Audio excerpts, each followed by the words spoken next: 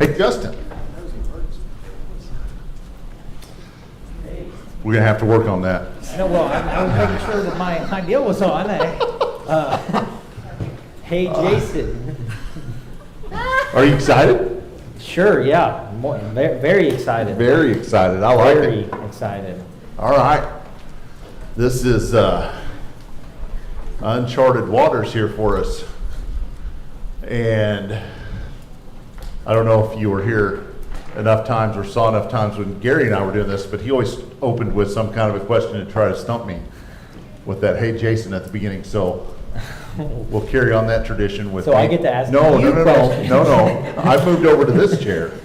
So now I get to ask the question. I'll be asking the questions. Well, I will So- always have an answer. Probably it'll always be, I don't know. Let me Okay. study Well, for hey. next week. That is, I don't know, is a valid answer. One that I use often. Usually when speaking to my wife. So, well, what are we talking about tonight? Isaiah 9:10, God of judgment and hope. There we go. All right, God of judgment and hope. And though you do have the handouts were on the back table there, if you hopefully picked one of those up on the way in. I got to get used to sitting down again. I've stood up a few weeks in a row. This doesn't feel natural. I'll tap you if you start nodding Okay. off. If I start sliding off the chair. Okay. Yes, Isaiah chapters 9 and 10. We are advancing through Isaiah here. As a reminder, this quarter we're doing a study of Isaiah 1 through 39. And then next quarter we'll do probably a New Testament book that we haven't talked about what that'll be yet. And then we'll come back and pick up the last chapters of Isaiah in the second quarter of next year. So kind of break it up a little bit, and because Isaiah is a long book, and it kind of divides naturally at chapter 39 there. So we'll just follow this plan here. Well, we always start off with a statement of our objectives for tonight. Oh, and I forgot to change the heading. That's my fault. I made the slides. That should say Isaiah 9 and 10 there at the top. But the objectives for tonight would be to tell how Isaiah chapters 9 and 10 reflect on the events of chapters 7 and 8. So what we see tonight is building upon the things that we saw in chapter 9 and chapter 7 and 8. In fact, we'll have one comment about that as we begin with the text. But and we also want to be able to explain the role that God plays regarding government, injustice, pride, and sin, and a whole lot of other single topics.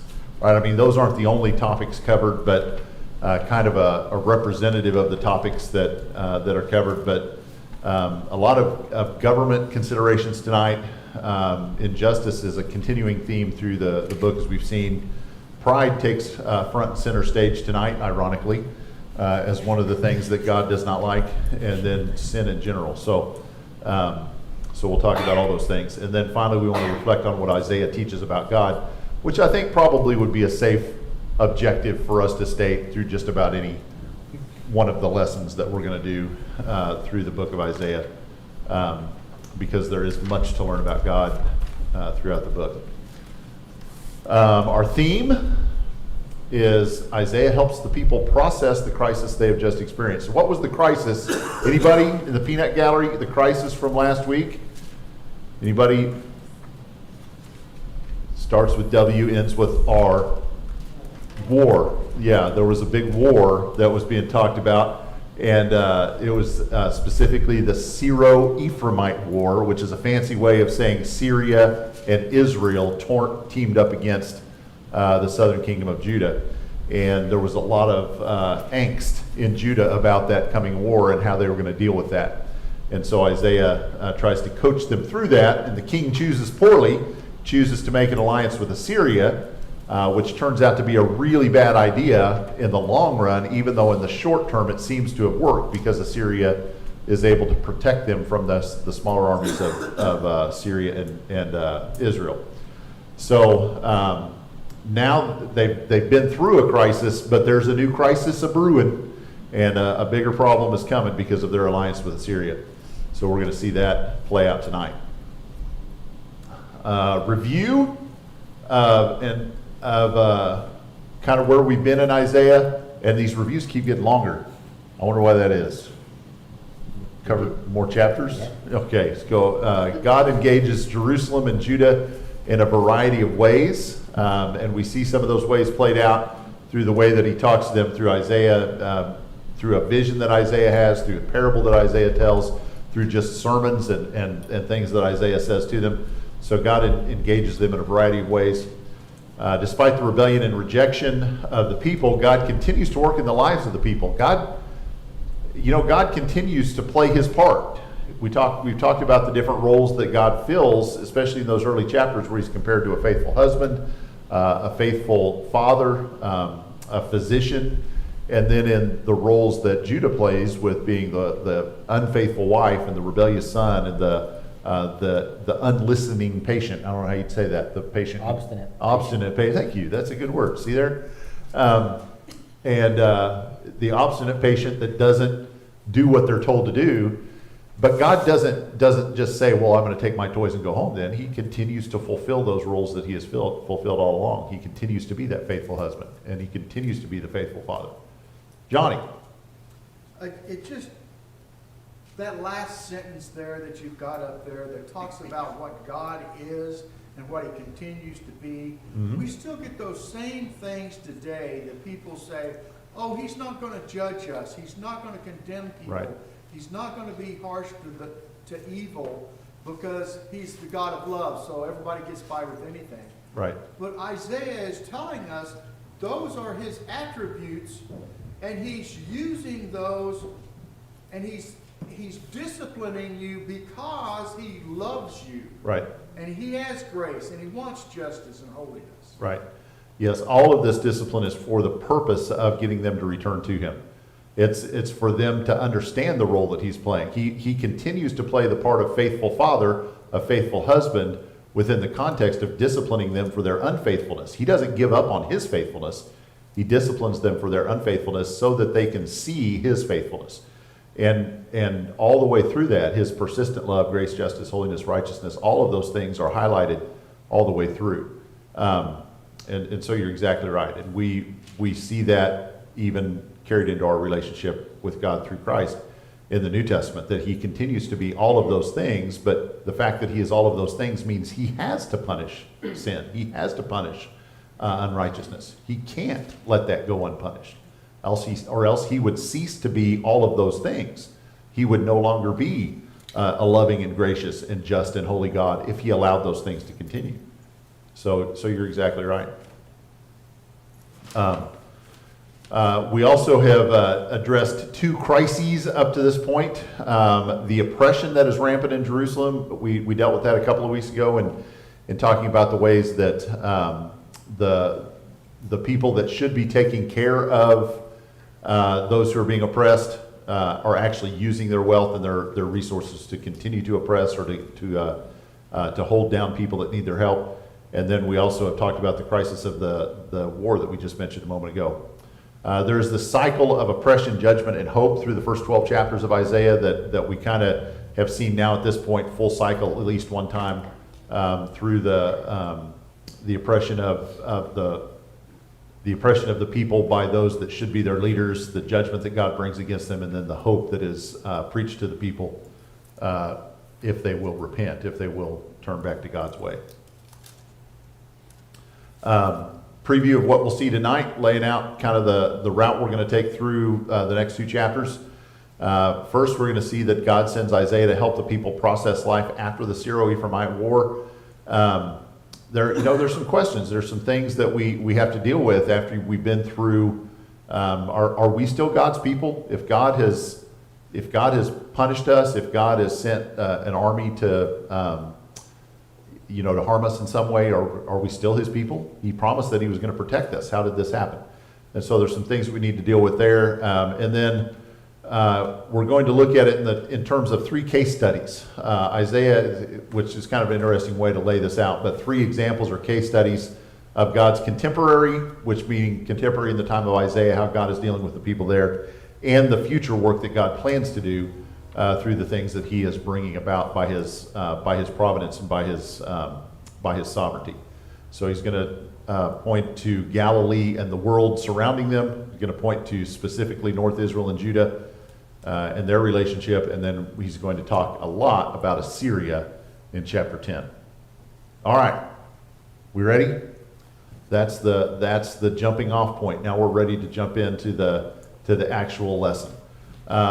Case study number 1 brings us to Galilee and the world in Isaiah chapter 9 verses 1 through 7. So I have gone away from, we used to always put the text on the slides, and I've kind of stopped doing that. Is that okay to have you just reading from your Bibles, and then I don't have to make 172 slides every week? Yes. Thank you. Okay, so I mean, you got it right there, and if you forget your Bible, it's on your phone somewhere. We can find it for you. There's a Pew Bible or something. So Isaiah 9 verses 1 through 7 read, "But there will be no more gloom for her who was in anguish. In earlier times he treated the land of Zebulun and the land of Naphtali with contempt. But later on he shall make it glorious by the way of the sea on the other side of the Jordan, Galilee of the Gentiles. The people who walk in darkness will see a great light. Those who live in a dark land, the light will shine on them. Thou shalt multiply the nation. Thou shalt increase their gladness. They will be glad in thy presence, as with the gladness of harvest, as men rejoice when they divide the spoil. For thou shalt break the yoke of their burden and the staff of their shoulders, the rod of their oppressor as at the battle of Midian. For every boot of the booted warrior in the battle tumult, and cloak rolled in blood will be for burning fuel for the fire. For a child will be born to us, a son will be given to us. The government will rest on his shoulders, and his name will be called Wonderful Counselor, Mighty God, Eternal Father, Prince of Peace.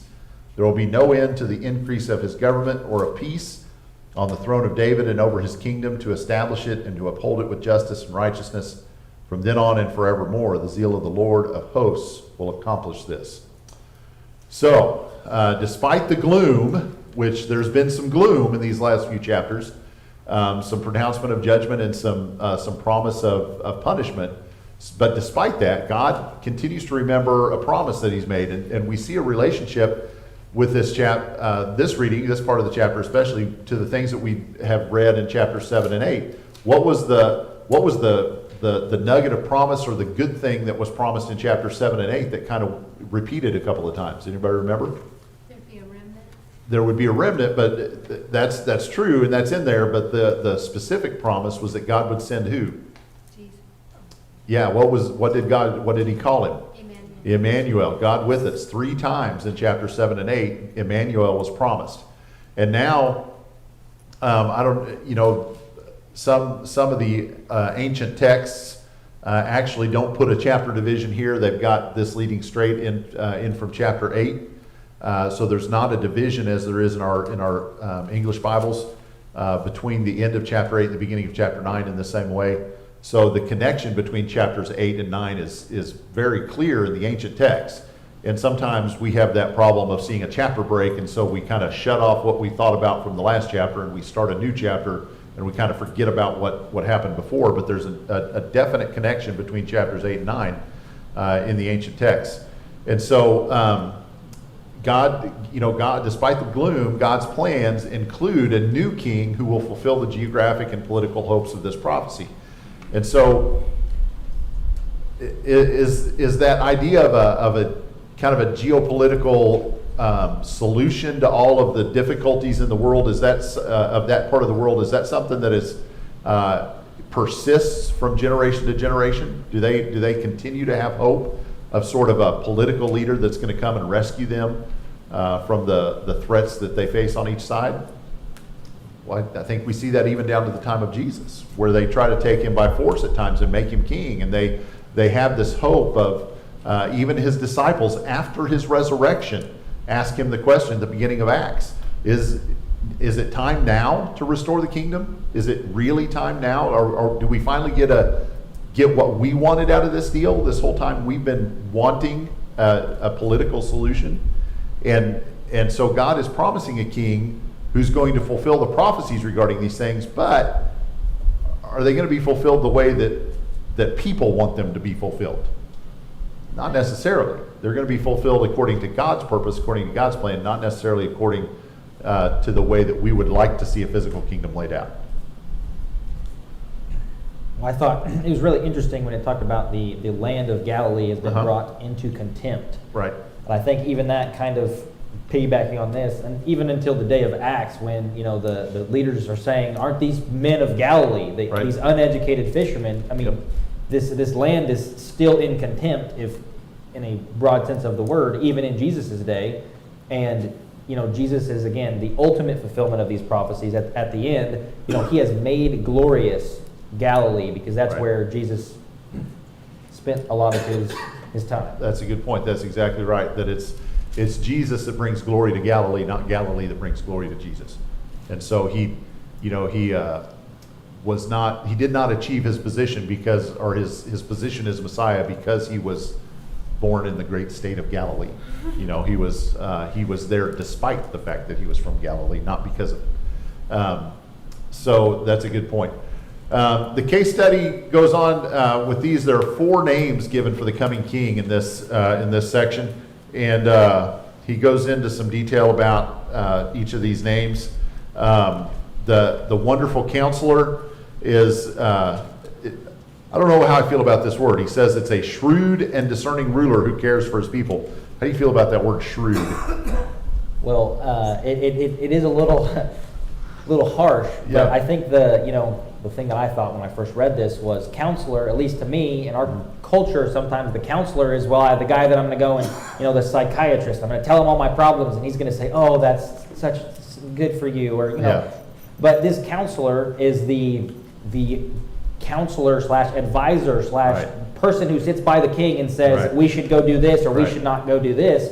And so Good. this wonderful counselor is kind of a wise man who Right. is leading you into good decisions. And so, Yeah. I mean, a shrewd, discerning ruler it fits along if you take out maybe some of the negative Yeah. of he's making all these harsh decisions. Right. So I like your use of the word advisor there. Sometimes we think of counselor as somebody who is responding to something. You go to a counselor when you're having a problem and you need to talk through it because you're suffering in some way. But a counselor, I think, in this sense, is one who offers advice to keep you from getting into the trouble in the first place. And so shrewd from that standpoint means we're not trying to get out of something, but we're trying to avoid going the wrong direction. And so one who counsels us to go in the right way, I think, is a way to look at that. And so next he talks about, the next name is Mighty God, someone with all the power and authority he needs. I mean, that name is, does God really need an adjective? Does it need a modifier? But just in case you're not sure, this is Mighty God. This has the full power and the full authority that you would expect a God to have. So he is the Mighty God. The next one's an interesting one, Everlasting Father. How do we feel about, we identify this as being Christ. Christ is the wonderful counselor. He's the mighty God. He's the Prince of Peace. We don't have any problem with those, but don't we have, doesn't Jesus say we have only one Father? Is that Jesus? Is Jesus the everlasting Father? How do we deal with this? Well, Jesus is God. What am I looking at you there, If you're buddy? looking at me, I mean, What's that? Jesus is God. Absolutely. Jesus is God, Um, 100%. I don't, God is our everlasting Father. Yes, our everlasting Father is God, and God is our everlasting Father, and Jesus is God, and all those things, meld into kind of an identity that wraps them all up into one identity where they can't be separated from one another, and yet they are distinct. And so, sometimes I think maybe we do,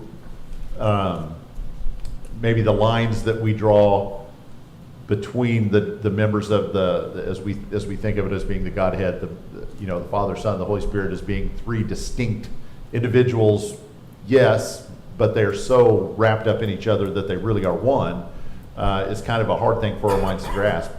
So I think there is some of that. Maybe just because we can't quite wrap our brains around it doesn't make it any less true. Well, yeah, but and I don't think there's any harm in us making the attempt to wrap our brains around it. he ties in some scriptures in another place that these notes print out so weird it escapes me. There it is.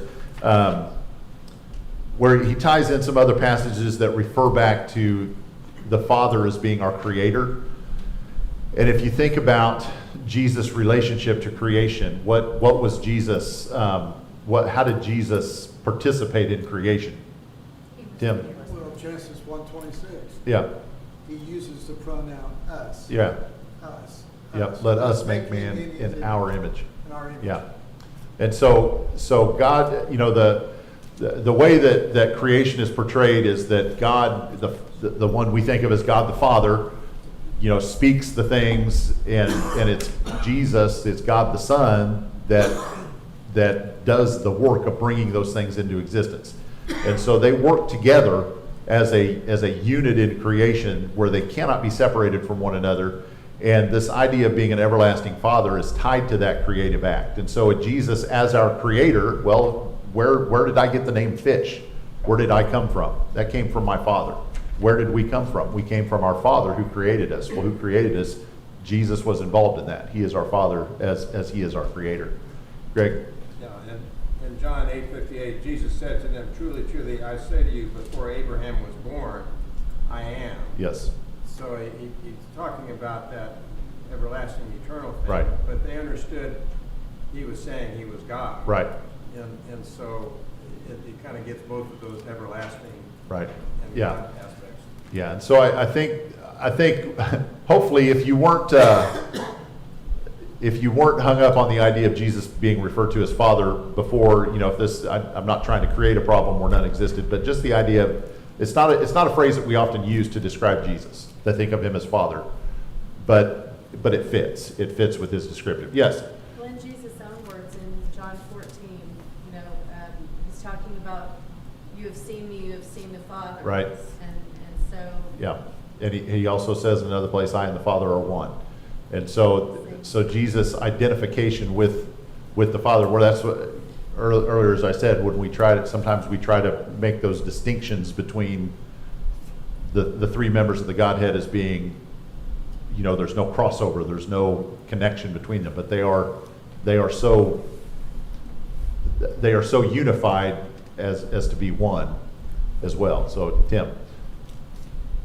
My thoughts are, I think of the fact that we use the word Father, it's analogous. God is beyond what we would, Right. what the word Father means to Yeah. us. So my thoughts come to is, well, he's a Father that's always there. Yeah. You're supposed to leave your father and mother and go on about and everything. Right. Now you no longer have the influence. Well, this one doesn't go anywhere. Right. So I don't know if that plays into it or not, but we have to be careful what we mean by Father too, because God is so much beyond what we understand a father to be. Right, I agree. Yeah, I appreciate that. That is, we need to not let that word, we need to not limit that word so that and try to stuff God into a smaller box than he can fit in by describing him in that way. So Prince of Peace, well, that one again is kind of self-explanatory, but Prince of Peace is one who brings order out of chaos. And so when you think about some of the things that Isaiah is dealing with, as he talks about the crisis that they've been through with the Syro-Ephraimite war and the crisis that is coming with the attack by Assyria, being able to latch on to this idea that God is sending one who is the Prince of Peace would be a very comforting and meaningful promise. And so I like that idea of bringing order out of the chaos, because their sin has created much chaos, and they need that Prince of Peace to come. There are also 4 qualities of God's rule, as there were 4 names. So 4 qualities of his rule. First of all, abundant peace. Well, that's good. He's the Prince of Peace, and so bringing abundant peace kind of fits with that notion. It stresses the idea of him being a member of the Davidic line, that he will be a descendant of David. And that goes all the way back to the promises made to David at the time that David wanted to build the temple. And God, at first Nathan told him, yeah, that sounds like a great idea. And then had to go back and say, well, now I've talked to God about it. God says, maybe not. And so, but in the course of that discussion, God makes the promise to David that there would be someone who sits on his throne forever. And so God remembers that promise. And even here, hundreds of years later, God is bringing, through Isaiah, bringing back to memory that promise of someone from the Davidic line continuing to rule. So, so this counselor, this Prince of Peace, this mighty Father or everlasting Father that God is sending, is related to that promise that goes all the way back even to David. And God has not forgotten that. So he mentions justice and righteousness, which fits right in line with the things that Isaiah has talked about up to this point, the things that he has taken issue with in the kingdom up to this point because of their unrighteousness and their injustices committed against the people who are oppressed and things of that nature. This king that God is going to bring and put on the throne is going to bring justice and righteousness. And he's not going to allow that injustice and the unrighteousness to prevail. And then he is enabled by the power of God. And so he will reign with God's authority. He will reign with God's blessing. And it will be a part of God's plan that he be on the throne. When it came to, and we'll see, I think, more of this later, or some of this alluded to later in the reading, especially in the northern kingdom. In the southern kingdom, there was always that constant line of Davidic kings. But in the northern kingdom, there was a lot of intrigue, there was treachery, there was assassinations and plots and overthrows and things like that going on. And so when you have those two kingdoms being juxtaposed against one another and contrasted with each other, you have a kingdom that is being powered by by God's promise. This king that has been prophesied about, this king that has been promised, he's going to sit on the throne and he's going to rule with righteousness and justice, versus the kings that you don't know from one morning to next who's going to be the king, because the king might have been slain in the night, and we might have to wake up to a new king. So it's going to be there's going to be a big contrast there with the way that things had been done in the north, especially. We got to go, man. Case study number 2: God's work in North Israel. And so verses 9:8 through 10:4, and let's go with that, and then we'll look at the notes there. 9:8 through 10:4. The Lord sends a message against Jacob, falls on Israel, and all the people know it. That is Ephraim and the inhabitants of Samaria, asserting in pride and arrogance of heart, the bricks have fallen down, but we will rebuild with smooth stones. The sycamores have been cut down, but we will replace them with cedars. Therefore the Lord raises against them adversaries from reason and spurs their enemies on. The Arameans on the east and the Philistines on the west, and they devour Israel with gaping jaws. In spite of all, his anger does not turn away, and his hand is still stretched out. Yet the people do not turn back to him who struck them, nor do they seek the Lord of hosts. So the Lord cuts off head and tail from Israel, both palm and branch and bulrush in a single day. The head is the elder and the honorable man. The prophet who teaches falsehood is the tail. Those who guide this people are leading them astray, and those who are guided by them are brought to confusion. Therefore the Lord does not take pleasure in their young men, nor does he have pity on their orphans or on their widows. For every one of them is godless and an evildoer, and every mouth is speaking foolishness. In spite of all this, his anger does not turn away, and his hand is still stretched out. For wickedness burns like a fire. It consumes briars and thorns. It even sets the thickets of the forest aflame, and they roll upward in a column of smoke. By the fury of the Lord of hosts, the land is burned up, and the people are like fuel for the fire. No man spares his brother. They slice off what is on the right hand, but still are hungry. They eat what is on the left hand, but they are not satisfied. Each of them eats the flesh of his own arm. Manasseh devours Ephraim, and Ephraim Manasseh. Together they are against Judah. In spite of all this, his anger does not turn away, and his hand is still stretched out. Woe to those who enact evil statutes and those who constantly record unjust decisions, so as to deprive the needy of justice and rob the poor of my people of their rights, in order that widows may be their spoil and that they may plunder the orphans.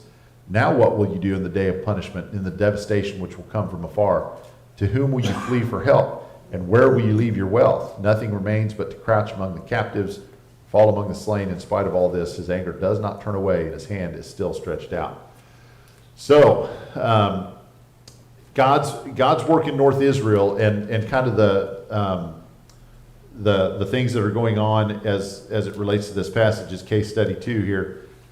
So we turn our attention from Galilee, where God has promised some good things, and there's some good things in the future that are going to happen. And here he's showing how he's punishing the northern kingdom, and especially for some of the intrigue and some of all of the intrigue and all of the sin that they've committed against God. So this section divides into 4 parts. Verses 8 through 12, 9:8 through 9:12 is God's anger at their pride. So there's a common refrain through that section regarding the pride that they experience. And all this refers to their refusal to follow God. There's anger that comes when they refuse to recognize His sovereignty. And why is it that, I'm jumping to one of the end questions that I have because we're not going to get there. Why is God so offended by pride? What is it about pride that just seems to be one of those things that, God doesn't tolerate? Not that He tolerates anything, but... It gets in the way of our seeking Him. Okay. Absolutely. It gets in the way of our seeking Him. It's saying you don't need Him. Yeah. It literally is what it is. I can be God. I don't need you. I am self-sufficient. I am sovereign to myself. I don't need you. I don't need you to suggest how I might live and how I might do things better, because I can figure it out for myself. I can do it better myself. I don't need you. And so God, we think about their idolatry and some of their idolatrous practices being so abhorrent, and they were, but really pride is idolatry of self. It's placing yourself. It's not even acknowledging that there's a wooden image or something that is better than you, that is what you would pray to. It's just saying that I'm going to pray to myself. I'm going to take care of me. So it's the elevation of one's own self to that of being above God. And so their pride is going to be a source of their downfall. They're full of themselves, and God is not going to let them stand. He is angry at their leaders, and he mentions several things that they have done as leaders that he is not happy with. That goes along with many of the things we've already read: the oppression of the poor, the fact that they lead people astray, that they have the opportunity and the resources to help people who need them, but they don't. They serve themselves instead. And so God is unhappy with the leaders in the north because they did not seek God. And they led the people astray, even led people astray who were trying to seek God, led them astray instead. There is anger at the destruction of North Israel, which is kind of ironic because why does North Israel get destroyed? Because of their sin, but who ultimately brings about their destruction? Syria, but at Assyria, but at whose command? Why? If God doesn't want North Israel destroyed, North Israel doesn't get destroyed. Am I wrong? He had to let it happen. Yeah. But even in the midst of, you guys are going to get wiped out, and Assyria is going to come do it, but now I'm really mad at Assyria for doing it. And we're going to take them out too. And so he sends the Babylonians along, and in the course of wiping out the Assyrians, the Babylonians also wipe out Jerusalem. And now they do that because God said, go wipe out Jerusalem. But now I'm really mad at them for wiping out Jerusalem too. So now Babylon gets wiped out too. So there's the cycle of God sending someone to punish his people and then being really mad at the people that he sent to punish them and wiping them out as well. There were times that it seemed like God was using a nation to punish Israel, but the nation seemed to take advantage of it and do it worse than what you think he might have wanted them to do it. I think you're right, and they went beyond what God, and with Nebuchadnezzar and Babylon, for instance, he went beyond what he should have done, and he gave the glory to himself. He said, look how great I am because I destroyed Jerusalem. Well, that wasn't you, that was God. He let you do that, and so it's that pride that comes back into it. And so you think about, they did what God wanted them to do. They just enjoyed it a little too much, and they went too far with it. So God's anger in the destruction of North Israel, and there's I think a sense also in which North Israel was not just destroyed from without, from Assyria, but there was also a destruction that came from within because of their own pursuits and the things that they did. So God was also still upset with the leaders of Israel at not handling things the way they should have and taking care of things. And then, so remember, where is Isaiah prophesying to? Is Isaiah a prophet to Israel? He's a prophet to southern kingdom, Judah, right? And so anytime Isaiah comes along, and remember, Syria and Israel have just waged war against Judah, right? And now we're trying to process that, and Isaiah is saying, hey, God's going to wipe out Israel because what they just did to you, right? And how does that make Judah feel? Yeah, get them, right? Let's take them out, God. And then Isaiah comes along and says, oh, by the way, while we're on the topic of punishment because of sin, let's talk about y'all. Let's talk about what you're doing. And so he brings God's anger at Judah. So if you can imagine, listening to a sermon where the hellfire and brimstone is coming against your enemies, and it sounds great, and then all of a sudden it shifts to that brimstone coming at you, maybe this is not the direction I wanted that sermon to go. So that's kind of the twist that goes here in the end of this section where God reveals his anger not just at Israel but also at Judah, and there's that twist there that gets the people's, or is designed to get the people's attention. One verse that I wanted to mention in particular, verse 13. Despite all of this that God is sending, chapter 9, verse 13, yet the people do not turn back to him who struck them.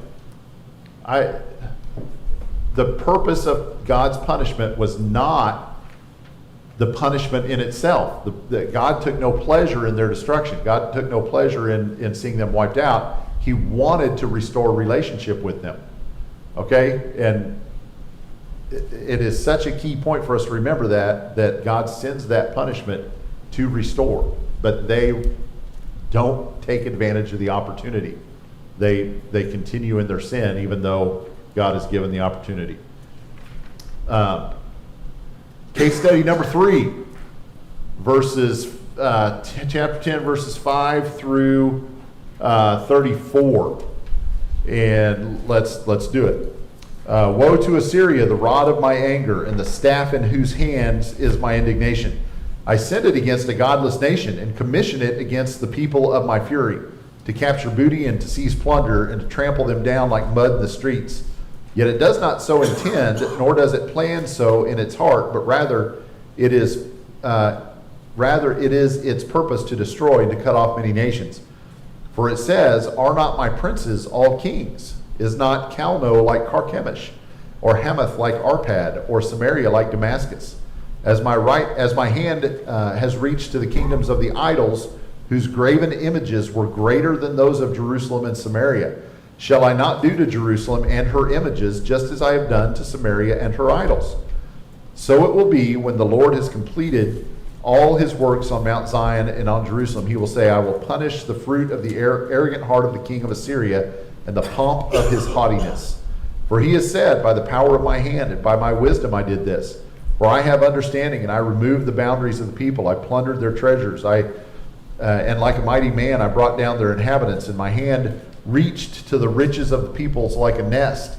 And as one gathers abandoned eggs, I gathered all the earth. And there was not one that flapped its wing or opened its beak or chirped. Is the axe to boast itself over the one who chops with it? Is the saw to exalt itself over the one who wields it? That would be like a club wielding those who lift it, or like a rod lifting him who is not wood. Therefore the Lord, the God of hosts, will send a wasting disease among his stout warriors, and under his glory a fire will be kindled like burning flame, and the light of Israel will become a fire, and his Holy One a flame, and it will burn and devour his thorns and briars in a single day, and he will destroy the glory of his forest, and of his fruitful garden, both soul and body, and he will be as when a sick man wastes away, and the rest of the trees of his forest will be so small in number that a child could write them. Now it will come about in that day that the remnant of Israel and those of the house of Jacob who have escaped will never again rely on the one who struck them, but will truly rely on the Lord, the Holy One of Israel, A remnant will return, the remnant of Jacob, to the mighty God. For though your people, O Israel, may be like the sand of the sea, only a remnant within them will return. A destruction is determined, overflowing with righteousness. For a complete destruction, one that is decreed, the Lord God of hosts will execute in the midst of the whole land. Therefore, thus says the Lord God of hosts, O my people, who dwell in Zion, do not fear the Assyrian, who strikes you with the rod and lifts up his staff against you the way Egypt did. For in a very little while my indignation against you will be spent, and my anger will be directed to their destruction. And the Lord of hosts will arouse a scourge against them like the slaughter of Midian at the rock of Oreb, and his staff will be over the sea, and he will lift it up the way he did in Egypt. So it will be in that day that his burden will be removed from your shoulders and his yoke from your neck. The yoke will be broken because of fatness. He has come against Iath, and he has passed through Migron and Michmash. He deposited his baggage. They have gone through the pass, saying, Geba will be our lodging place. Ramah is terrified, and Gibeah of Saul is fled away. Cry aloud with your voice, O daughter of Gallim. Pay attention to Laishah and wretched Anathoth. Madmenah has fled. The inhabitants of Gebim have sought refuge. Yet today he will halt at Nob. He shakes his fist at the mountain of the daughters of Zion, the hill of Jerusalem. Behold, the Lord, the God of hosts, will top the boughs with a terrible crash, will lop off the boughs with a terrible crash. Those who are tall in stature will be cut down. And those who are lofty will be abased. And he will cut down the thickets of the forest with an iron axe, and Lebanon will fall by the mighty one. No tall jokes. So that was a long section. Sorry, I ought to break those up a little better because that's a lot of reading to get through in one breath. And then cover some questions with real quick. So what images are used to convey the work that God had Assyria do? Well, they were like a rod. They were like an axe. They were tools that were being wielded by God to accomplish his purpose. And a rod is a correcting item, right? Spare the rod, spoil the child. We know what a rod is for. It's for correcting. And a shepherd uses that shepherd's crook. It's a rod. It gets a sheep's attention if they're getting out of line. It can whack them or it can pull them back out of danger. Or it's an axe. God's judgment is an axe. He's using it to chop down trees that are no longer fruitful. We have that imagery used even in the New Testament, that he will remove things that are not doing what they're supposed to do, not bearing the fruit they're supposed to bear. And so we have God there comparing his relationship with Assyria as those things. So Assyria is a rod in God's hand. It is an axe in his hand being used to accomplish his purpose. Why did God object to Assyria? Well, some things that are listed in this reading. It's clear that they were a godless nation. It lists the things about them. There's kind of competition going on between Jerusalem and Samaria and Damascus as to whose idols are the best, and that's not a battle you want to win. And so they are a godless nation. They're not following the true God.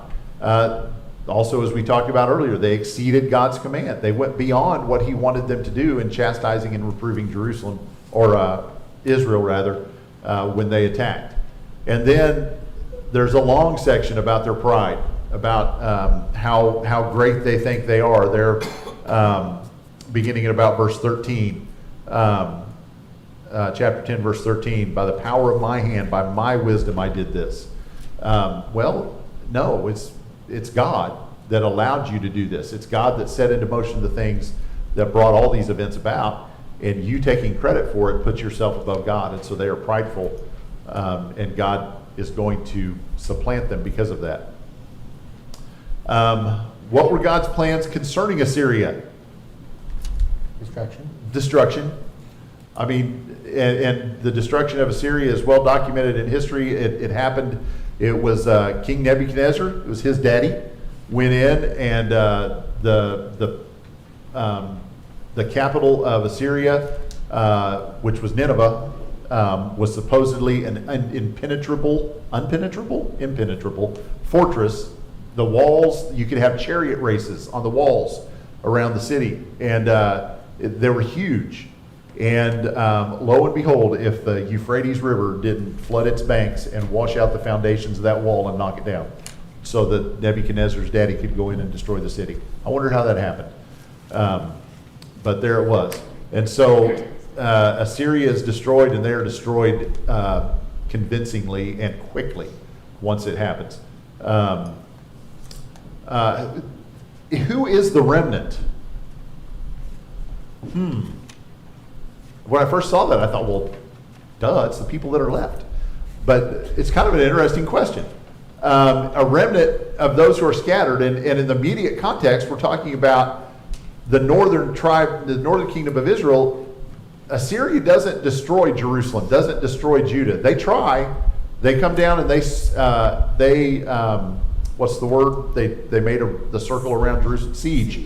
They siege Jerusalem, and for every practical thing looking at it, they should have destroyed Jerusalem, but then they wake up one morning and 185,000 of them are dead.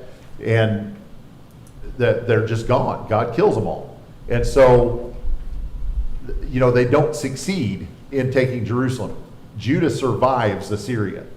So it's really not a remnant of the southern kingdom that Isaiah is talking about here. It's a remnant, in the immediate context, it needs to be a remnant of the northern kingdom, who Assyria does wipe off the map. There is no northern kingdom after this. After this, you have individuals mentioned who are from those northern tribes. There's in the New Testament, there's the prophetess at Jesus' birth. She was or was it the man that was from Simeon? I'm kind of rambling, but there are mentions of individuals who are descendants of specific tribes that are from the north. But the northern kingdom is gone, and it never comes back. But there is a remnant of people that remain from that northern kingdom, and so there may be some way of making application to it as well to the southern kingdom, because there will come a time when that southern kingdom is going to be carried off into captivity. But it's not this time. It's not this battle that God is talking about here. So specifically Israel for sure, perhaps maybe Judah as well, when we start talking about a remnant. It says that Anna was of the tribe of Asher. Asher, okay, well, good. Okay, I was almost right.